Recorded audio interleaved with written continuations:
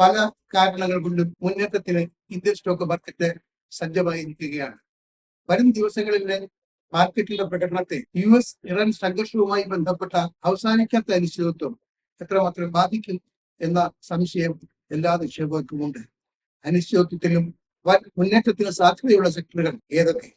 India UK സ്വതന്ത്ര വ്യാപാര കരാർ ജൂലൈ 15 നിലവിൽ വരുന്ന സാഹചര്യത്തിൽ വലിയ വരുമാന നേട്ടം പ്രതീക്ഷിക്കാവുന്ന കമ്പനികൾ ഏതെല്ലാം? ഇന്ത്യ UK ഫ്രീ ട്രേഡ് എഗ്രിമെന്റിന് പുറമെ മാർക്കറ്റിനെ സ്വാധീനിക്കാൻ പോകുന്ന മറ്റു കാരണങ്ങൾ ഏതൊക്കെ? ജൂലൈ 13 ആരംഭിക്കുന്ന വ്യാപാര വാരത്തിൽ പ്രവർത്തന ഫലങ്ങൾ പ്രഖ്യാപിക്കുന്ന പ്രമുഖ കമ്പനികൾ ഏതെല്ലാം? നിഫ്റ്റിയുടെ സപ്പോർട്ട് റെസിസ്റ്റൻസ് റേഞ്ചുകൾ എവിടെ വരെയാകാം? അങ്ങനെ സംശയങ്ങളും ചോദ്യങ്ങളും അനേകമാണ്. ഫോക്കസ് ഓൺ ഫൈനാൻസിന്റെ ഈ മാർക്കറ്റ് റിവ്യൂ ഈ ചോദ്യങ്ങൾക്കെല്ലാമുള്ള ഉത്തരങ്ങളാണ്. US-ഇറാൻ സംഘർഷം ആരംഭിച്ച നാൾ മുതൽ അത് ഒരു തീക്കനലായി ഇന്ത്യൻ സ്റ്റോക്ക് മാർക്കറ്റിൽ നേരി ഉറഞ്ഞു പോരുന്നുണ്ടല്ലോ. ഇടയ്ക്ക് ചില ദിവസങ്ങളിൽ അതൊന്ന് അണിക്കെട്ടുന്നതൊഴിച്ച് 5 മാസമായി തുടരുന്ന അസ്വസ്ഥതയുമായി മാർക്കറ്റ് പൊരുത്തപ്പെട്ട് കഴിഞ്ഞിരിക്കുന്നു എന്ന് തന്നെ പറയുന്നു. അതുകൊണ്ട് തന്നെ അസ്വസ്ഥതയ്ക്കിടയിലും ഉടലെടുക്കുന്ന അവസരങ്ങൾക്കാണ് പ്രസക്തി. Financial services, infrastructure, FMCG, health care, insurance, textiles, engineering goods, auto components, electronics, pharmaceuticals തുടങ്ങിയ സെക്ടറുകൾ നല്ല നിക്ഷേപ അവസരമാണ് ഇപ്പോഴത്തെ സാഹചര്യത്തിൽ സമ്മാനിക്കുന്നത്. 2 വർഷത്തോളം ഇന്ത്യൻ മാർക്കറ്റിൽ വിൽപ്പനക്കാരായിരുന്ന ഗ്ലോബൽ ഇൻവെസ്റ്റേഴ്സ് വലിയ തോതിലല്ലെങ്കിലും മടങ്ങിയെത്തുന്നതും ഇവിടുത്തെ അവസരങ്ങൾ ബോധ്യപ്പെട്ടിട്ടായിരിക്കുമല്ലോ. ലോകത്തെ തന്നെ ഫാസ്റ്റസ്റ്റ് ഗ്രോയിങ് ഇക്കോണമി എന്ന നിലയിൽ ഇന്ത്യ മികച്ച ഇൻവെസ്റ്റ്മെന്റ് ഓപ്പർച്യൂണിറ്റിയുടെ വേദിയാണെന്ന് Citi group incorporated, Macquarie capital securities, Goldman സാക്സ് ഗ്രൂപ്പ് ഇൻകോർപ്പറേറ്റഡ്, ബാർക്ലീസ് PLC തുടങ്ങിയവ തിരിച്ചറിയുന്നു.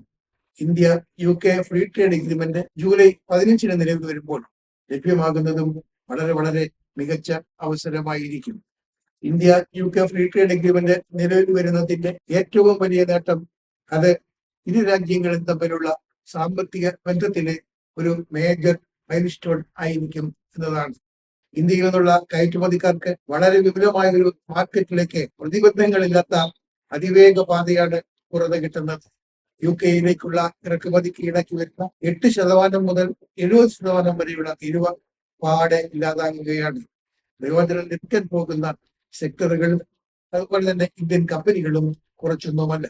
വലിയ നേട്ടം കൈവരുന്ന സെക്ടറുകളിൽ marine products, textiles and apparel, chemicals, base metals, processed food products, engineering goods and auto components, leather and footwear, electronics, pharmaceuticals, gems and jewelry, toys എന്നിവ ഉൾപ്പെടുന്നു. നിലവിൽ ഇന്ത്യ UK വ്യാപാരത്തിന്റെ വാർഷിക അളവ് നോക്കിയാൽ അത് 5,32,000 കോടി രൂപയുടേതാണ്. ഇതിൽ വളരെ ഗണ്യമായ വർധനയാണ് പ്രതീക്ഷിക്കുന്നത്. UK-യിലേക്കുള്ള ടെക്സ്റ്റൈൽസ്, അപ്പാരൽ, ലെതർ എന്നിവയുടെ കയറ്റുമതി ഇപ്പോൾ 38,000 കോടി രൂപയുടേതാണ്. ഇത് വലിയ തോതിൽ വർദ്ധിക്കും. ഫുട്വെയർ എക്സ്പോർട്ടിൽ 30% വർധനയാണ് പ്രതീക്ഷിക്കുന്നത്. എഞ്ചിനീയറിംഗ് ഗുഡ്സിന്റെ എക്സ്പോർട്ട് 3 വർഷത്തിനകം 1 ലക്ഷം കോടി രൂപയിലെത്തും എന്ന് അനുമാനിക്കുന്നു. ഇന്ത്യ UK ഫ്രീ ട്രേഡ് എഗ്രിമെന്റിന്റെ ഏറ്റവും വലിയ നേട്ടം കൈവരിക്കാനിടയുള്ള 25 കമ്പനികൾ ഏതൊക്കെയെന്ന് ഇനി വ്യക്തമാക്കാം. ഇവയിൽ 5 കമ്പനികൾക്കാണ് താരതമ്യേന കൂടുതൽ നേട്ടം പ്രതീക്ഷിക്കുന്നത്. അവ ഏതൊക്കെയെന്ന് ആദ്യം നോക്കാം. ഗോകുൽദാസ് എക്സ്പോർട്സ് വസ്ത്രനിർമ്മാണ കയറ്റുമതി രംഗങ്ങളിൽ മുൻനിരക്കാരായ ഗോകുൽദാസ് പല ഗ്ലോബൽ ഫാഷൻ ബ്രാൻഡുകൾക്കും ഗാർമെന്റ്സ് സപ്ലൈ ചെയ്യുന്ന കമ്പനിയാണ്. കമ്പനിക്ക് കയറ്റുമതി വരുമാനം നേടിക്കൊടുക്കുന്ന രാജ്യാന്തര വിപണികളിൽ 4ാം സ്ഥാനം UK-ക്കാണ്. FTA-യുടെ മികച്ച നേട്ടം കൈവരുന്ന മറ്റൊരു കമ്പനി മിർസ ഇന്റർനാഷണൽ ആണ്. ലെതർ, ഫുട്വെയർ നിർമ്മാണം, വിപണനം, കയറ്റുമതി എന്നീ രംഗങ്ങളിലെ പ്രമുഖ കമ്പനിയാണിത്. പല ഇന്റർനാഷണൽ ബ്രാൻഡുകൾക്കുമുള്ള സപ്ലയർ കൂടിയാണ് മിർസ ഇന്റർനാഷണൽ. തോമസ് ക്രിക്ക്, ഓക്ട്രാക്ക് ബ്രാൻഡുകൾ സ്വന്തം. UK-യാണ് കമ്പനിയുടെ ഏറ്റവും വലിയ രാജ്യാന്തര വിപണി. 2025 സാമ്പത്തിക വർഷത്തിൽ വരുമാനത്തിന്റെ 50.34% നേടിയത് UK-യിൽ നിന്നായിരുന്നു. അടുത്ത പ്രധാനപ്പെട്ട കമ്പനി ടാറ്റ കെമിക്കൽസ് ആണ്. ആഗോള സാന്നിധ്യമുള്ള ഡൈവേഴ്സിഫൈഡ് കെമിക്കൽ കമ്പനിയാണ് Tata chemicals. US, UK, Kenya എന്നിവിടങ്ങളിൽ മുഖ്യ സബ്സിഡിയറികൾ പ്രവർത്തിക്കുന്നു. ഇന്ത്യയിലെ മാത്രമല്ല UK-യിലെയും ലീഡിംഗ് സോൾട്ട് ബ്രാൻഡ് ടാറ്റ കെമിക്കൽസിൻ്റെതാണ്. വലിയ നേട്ടം പ്രതീക്ഷിക്കുന്ന മറ്റൊരു കമ്പനി ഭാരത് ഫോർജ് ആണ്. ഓട്ടോമോട്ടീവ്, എയറോസ്പേസ്, ഡിഫൻസ്, റെയിൽവേ തുടങ്ങിയ വ്യവസായങ്ങൾ ആശ്രയിക്കുന്ന കമ്പനിയാണ് ഭാരത് ഫോർജ്. UK-യിൽ ശക്തമായ സാന്നിധ്യമുണ്ട്. അഞ്ചാമത്തെ പ്രധാനപ്പെട്ട കമ്പനി ഹിൻഡാൽകോ ഇൻഡസ്ട്രീസ് ആണ്. ആദിത്യ ബിർല ഗ്രൂപ്പിൽപ്പെട്ട ഈ കമ്പനി അലുമിനിയം, കോപ്പർ മേഖലകളിലെ മുൻനിരക്കാരാണ്. മൊബിലിസ് എന്ന സബ്സിഡിയറിയിലൂടെയാണ് ഈ കമ്പനിയുടെ UK-യിലെ സാന്നിധ്യം. ഈ 5 കമ്പനികൾക്ക് പുറമെ ഫ്രീ ട്രേഡ് എഗ്രിമെന്റിൽ നേട്ടം ലഭിക്കാവുന്ന 20 കമ്പനികൾ ഏതൊക്കെ എന്ന് കാണുക.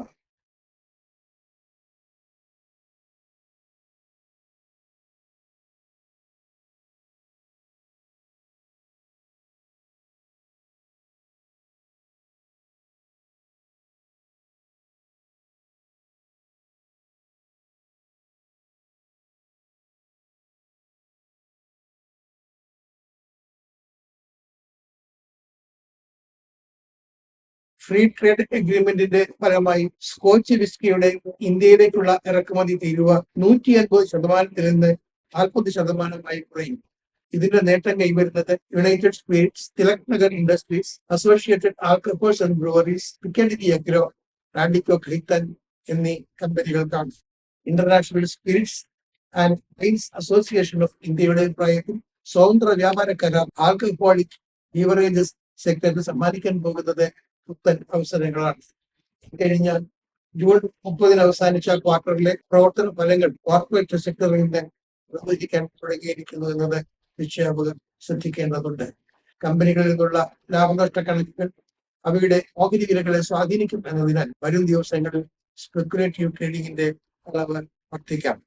ജൂലൈ 13 ആരംഭിക്കുന്ന വ്യാപാര വാരത്തിൽ ഫലങ്ങൾ പ്രഖ്യാപിക്കുന്ന കമ്പനികളിൽ ITC hotels, JSW steel, HDFC asset management company എന്നിവ ഉൾപ്പെടുന്നു.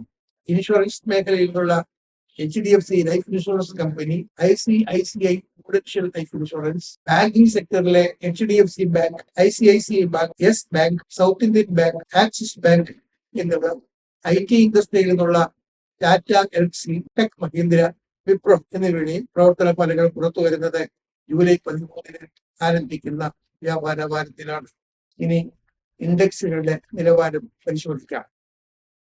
സെൻസെക്സ് 77,569.39 നിലവാരത്തിൽ ക്ലോസ് ചെയ്യുന്നത് കണ്ടുകൊണ്ടാണ് കഴിഞ്ഞ ആഴ്ചയിലെ വ്യാപാരം അവസാനിച്ചത്. നിഫ്റ്റി 50യുടെ ക്ലോസിംഗ് നിലവാരം 24,206.90 ആയിരുന്നു. നിഫ്റ്റി ബാങ്ക് ഇൻഡെക്സ് ക്ലോസ് ചെയ്തത് 58,045.90 നിലവാരത്തിലാണ്. ജൂലൈ 3 ആരംഭിച്ച് 17 അവസാനിക്കുന്ന വ്യാപാര വാരത്തിൽ നിഫ്റ്റിക്ക് 23,900-നും 24,000-നും ഇടയിൽ സപ്പോർട്ട് പ്രതീക്ഷിക്കാം. നിഫ്റ്റിക്ക് റെസിസ്റ്റൻസ് അനുഭവപ്പെടാൻ സാധ്യതയുള്ള നിലവാരം 24,450, 24,550 പോയിന്റ് ആയിരിക്കും. 24,450 റെസിസ്റ്റൻസ് പിന്നിടുകയും ആ നിലവാരം സംരക്ഷിക്കാൻ നിഫ്റ്റിക്ക് കഴിയുകയും ചെയ്താൽ കൂടുതൽ മുന്നേറ്റത്തിലുള്ള അവസരം അവസാനിച്ചിട്ടില്ലെന്ന് കണക്കാക്കാം. ഈ മാസം തന്നെ നിഫ്റ്റിക്ക് 25,000 പോയിന്റിൽ വിജയ പതാക ഉയർത്താനും കഴിയും.